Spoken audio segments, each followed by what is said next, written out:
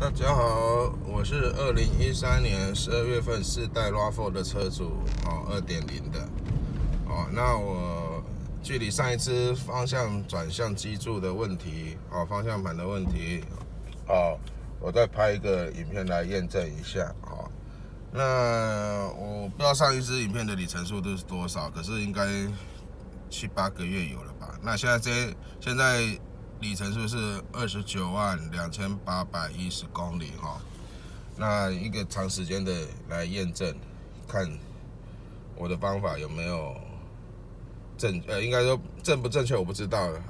管不管用，好不好用？那现在红灯，我等一下转向，让大家看右转左转给大家看目前的状况其实我自己在使用上，我算龟毛的，我自己在使用上我是觉得，省了一笔那原厂修报价，有没有含工带料我不知道，应该都3万多块，要10万3万多块。那外厂报价好像也1万多块那外厂还要把你原车上这边还给他那我现在你看右转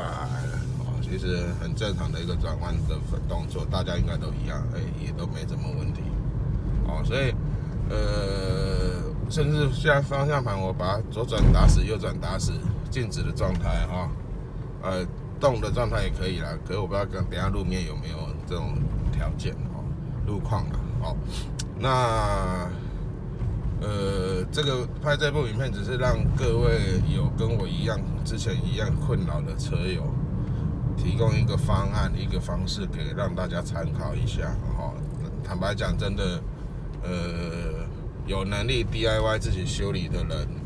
可以省一笔钱没有能力的车友朋友们如果你跟我相同问题，我来测试，应该是说啦，让我来验证是跟我的问题一样。如果跟我问题一样，可能有机会让你花小钱就可以解决这些问题你看现在左转其实都没有那个问题这个问题其实应该就解决了啦你看我等一下回转打死现在回转你看打死你看那个是我自己装的盲点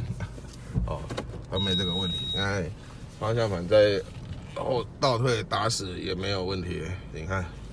所以在看各位有一样困扰的车友再来跟我联络吧，谢谢。